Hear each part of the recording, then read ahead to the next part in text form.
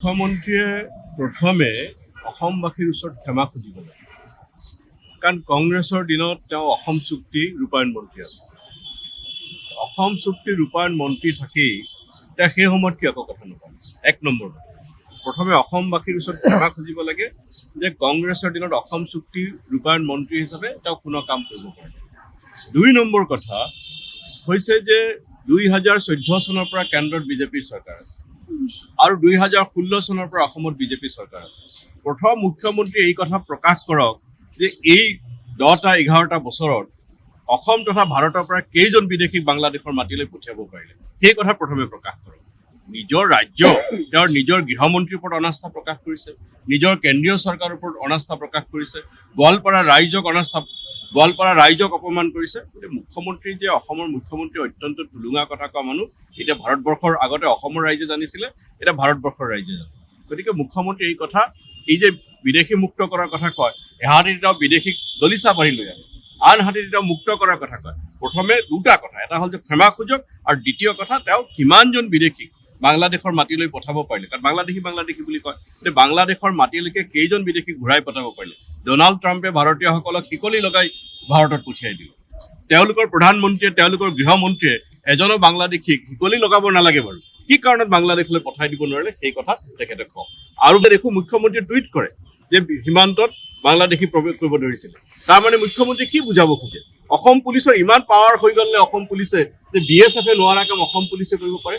তাৰমানে অমিত শ্বাহ ব্যৰ্থ, ৰাজনাথ সিং ব্যৰ্থ, সীমান্ত সুৰক্ষাত ব্যৰ্থ।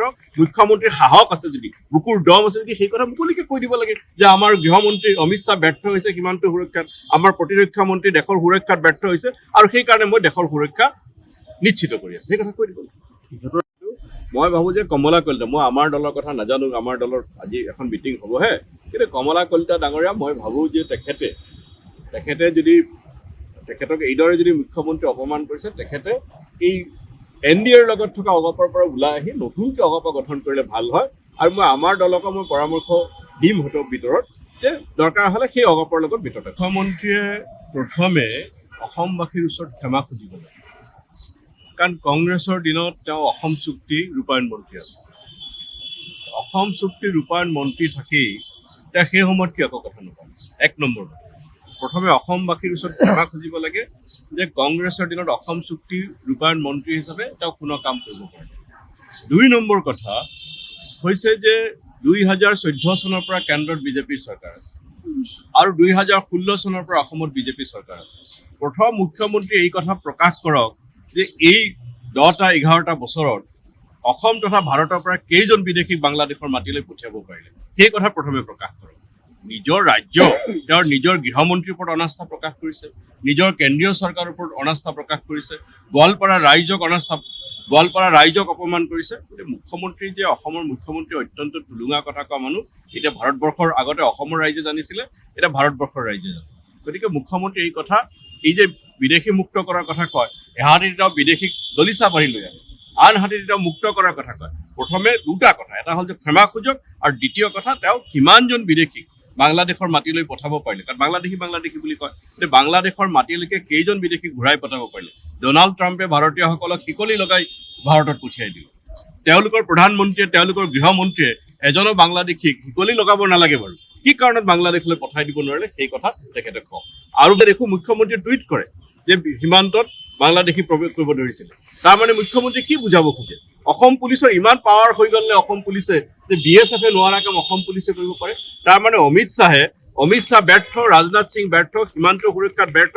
মুখ্যমন্ত্ৰীৰ সাহস আছে যদি, বুকুৰ দম আছে যদি, সেই কথা মুকলিকে কৈ দিব লাগে যে আমাৰ গৃহমন্ত্ৰী অমিত শ্বাহ ব্যৰ্থ হৈছে সীমান্ত সুৰক্ষাত, আমাৰ প্ৰতিৰক্ষা মন্ত্ৰী দেশৰ সুৰক্ষাত ব্যৰ্থ হৈছে, আৰু সেইকাৰণে মই দেশৰ সুৰক্ষা নিশ্চিত কৰি আছো, সেই কথা কৈ দিব লাগে।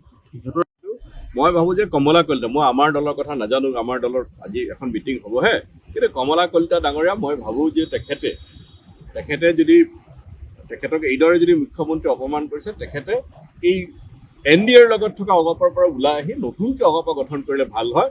আৰু মই আমাৰ দলকো মই পৰামৰ্শ দিম হয়তো ভিতৰত যে দৰকাৰ হ'লে সেই অগপৰ লগত ভিতৰত যিকোনো খবৰৰ বাবে যোগাযোগ কৰক 7099017330 লগতে 7099017110 নম্বৰত।